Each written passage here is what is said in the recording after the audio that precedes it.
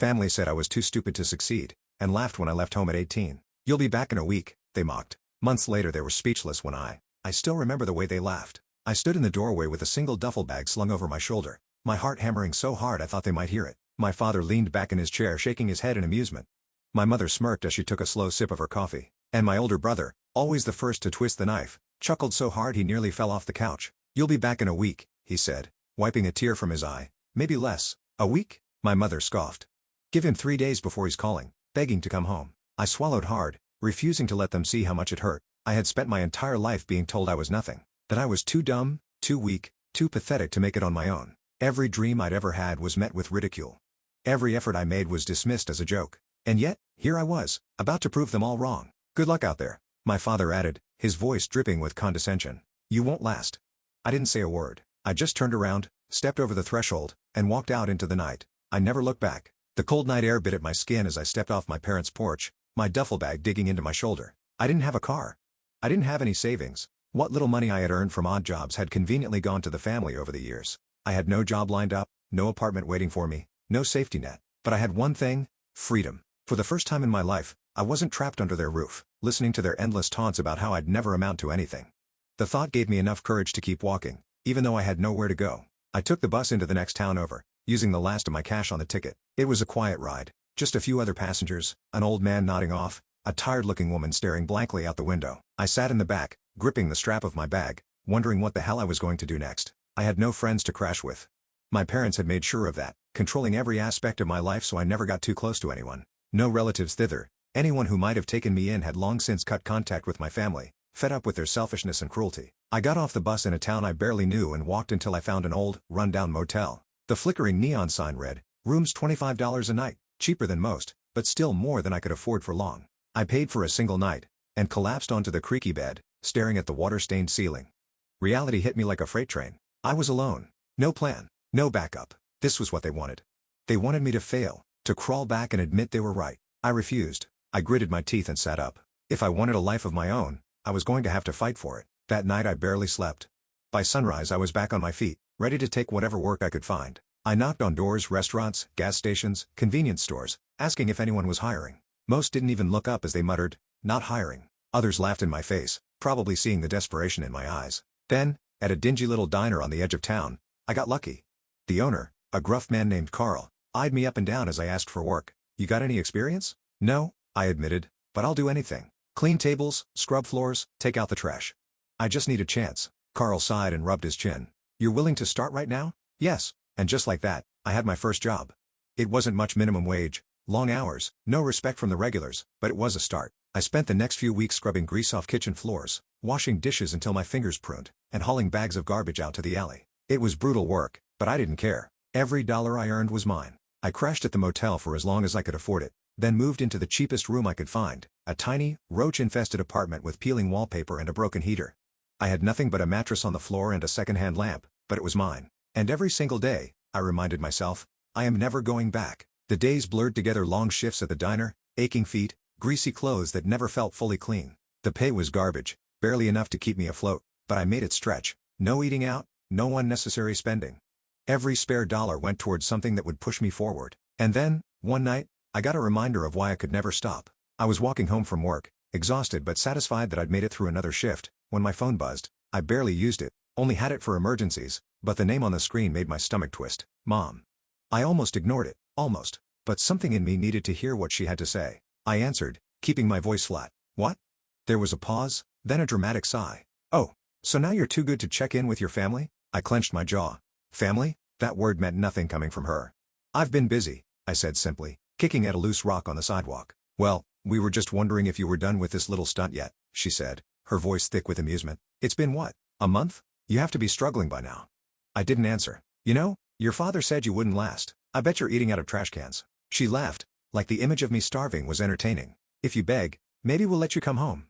The words made my skin crawl. "Not happening." "Oh, come on. You don't have to prove anything. You were never meant for this kind of life." That was it, the breaking point. I smiled to myself, even though she couldn't see me. "You know what? You're right." There was a pause. "What?" "I wasn't meant for this life," I repeated, letting the words sink in. "I was meant for something better." Then I hung up. That phone call became my fuel. I worked harder than ever, picking up extra shifts, saving every cent. But I knew working in a diner wouldn't get me where I wanted to be. I needed a real way forward. I spent every spare moment teaching myself skills I never had the chance to learn. I borrowed old textbooks from the library. I watched online tutorials in my freezing apartment, scribbling down notes until my fingers ached. Programming, business, finance. I didn't have a college education. I didn't have connections, but I had something better, a hunger to prove everyone wrong. The months passed, and I started to see a way out. One night, after an exhausting double shift, I sat in my apartment, staring at the numbers on my bank app. I had just enough saved to take a risk, and I was ready. I was going to build something they could never have imagined. By the time winter rolled around, I had saved every extra penny I could. My apartment was still a dump. My meals were mostly instant noodles and discount bread, and I hadn't bought new clothes since I left home. But I didn't care. Every sacrifice had a purpose. I was ready to make my first move. I had spent months learning about online businesses, reading about stocks, real estate, and side hustles. I knew I couldn't afford college, and I sure as hell wasn't going to waste years working dead-end jobs just to survive. I needed a way to turn what little I had into something real, and I found it. Late one night, sitting on the floor of my apartment with my laptop balanced on an old milk crate, I launched my first online store. It wasn't glamorous, just a small e-commerce shop selling custom phone cases, something I had researched and found had a solid profit margin. I designed them myself using free software, outsourced the printing to a manufacturer, and started running ads with the little money I had saved. The first few weeks were brutal. No sales, no traffic, nothing. But I didn't stop. I studied every ad campaign, adjusted my approach, tweaked my product descriptions, learned everything I could about marketing and consumer psychology. And then, one sale, then another, and another. Before I knew it, my store was bringing in a small but steady stream of income. It wasn't enough to quit my diner job, but it was something. Something that was mine. That success gave me confidence. If I could sell phone cases, what else could I do? I reinvested every dollar I made. I started another store, this time selling fitness accessories. Then I jumped into flipping domain names, buying undervalued website addresses and reselling them for profit. I took the little money I had left, and started putting it into stocks, following the market like a hawk. I bet everything on myself. And it worked. By the time summer came around, I wasn't just scraping by anymore. I was making real money. I quit the diner, walked in one morning, handed Carl my apron, and thanked him for the opportunity. He grunted, nodded, and patted me on the back. That was the closest thing to respect I had gotten in months. Then I moved out of my rundown apartment, and into something better. It wasn't a mansion, but it was clean, warm, and had an actual bed instead of a mattress on the floor. I should have been happy, but I wasn't done. Not yet.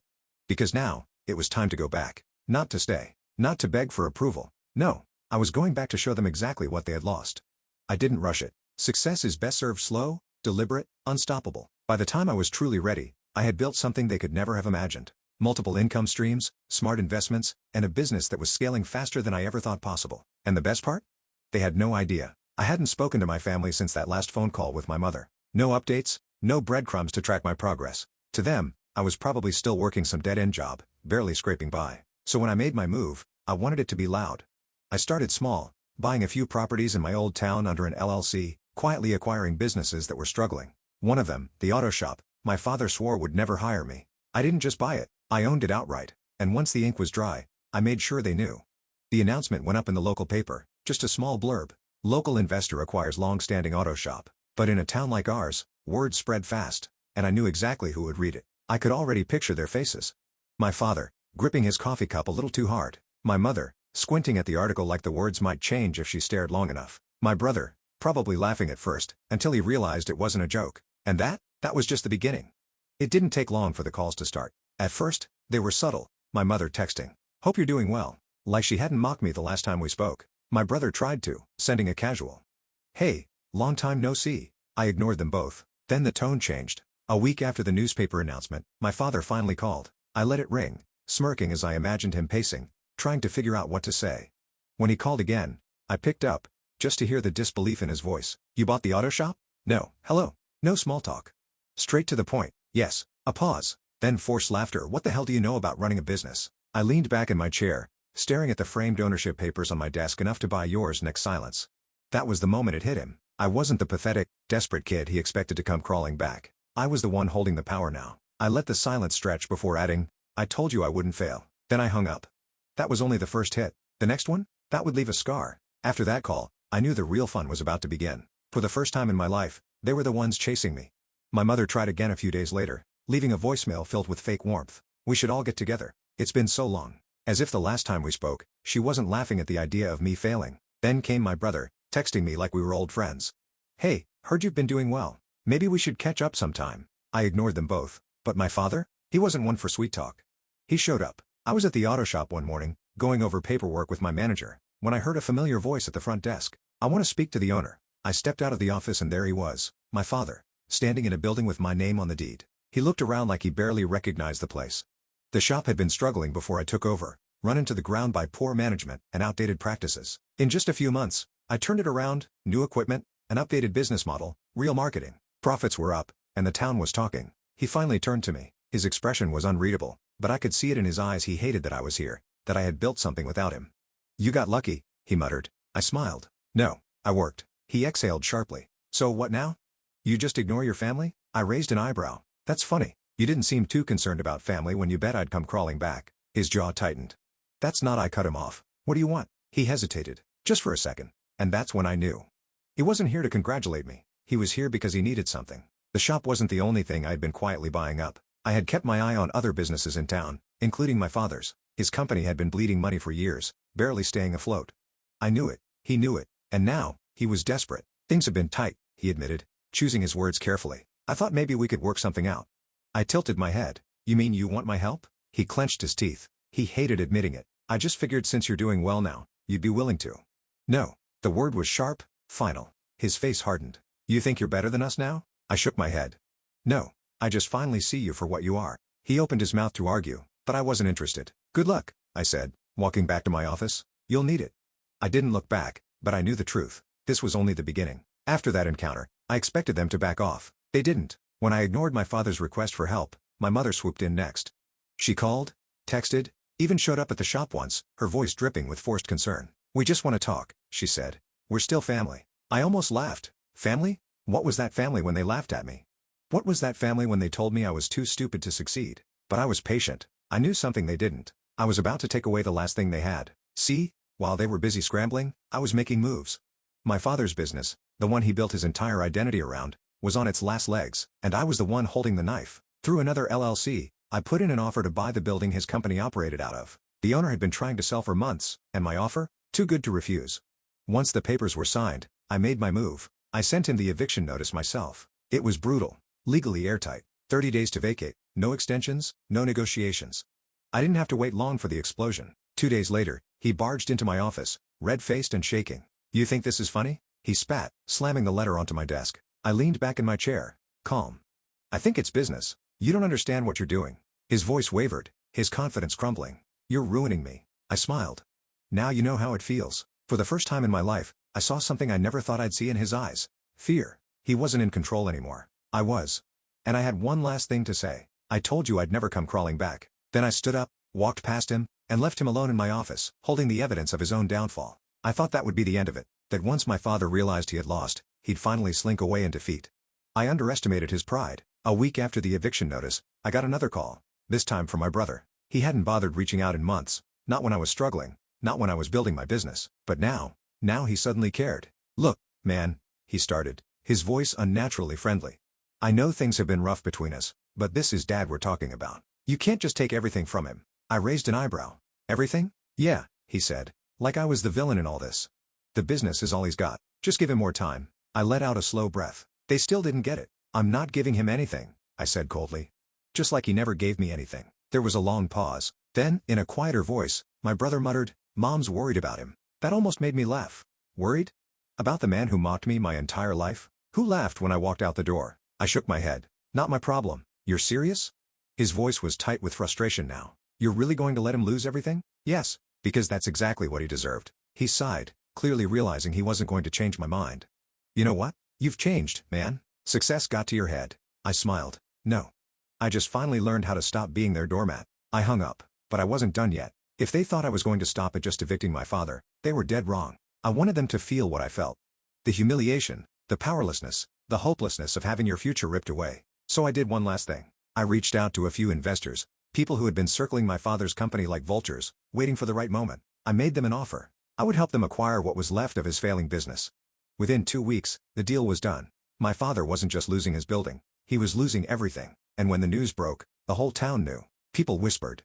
Some pitied him. Others called it karma. And me? I didn't say a word. Not until he called me. It was the middle of the night when my phone buzzed. I stared at the screen. My father's name glowing against the darkness. For a moment, I considered ignoring it, but curiosity got the better of me. I answered. There was silence at first, just heavy breathing. Then, finally in a voice I barely recognized he said, "Are you happy now?" I closed my eyes, letting the words settle. Then I smiled. "Yes." And I hung up. After that call, I expected to feel something. Guilt, regret, maybe even satisfaction. But all I felt was peace. For the first time in my life, I was truly free. No more proving myself. No more chasing approval that was never going to come. No more them. I had one. Not just in business. Not just financially. I had one because I didn't need them anymore. A few weeks later, I heard through the grapevine that my parents had left town. My father, too ashamed to face the people who had once admired him, packed up and disappeared. My mother followed. My brother, once so smug, kept his head down. And me? I thrived. I never looked back. They bet I would crawl home in a week. Instead I buried them in my dust, and it felt incredible.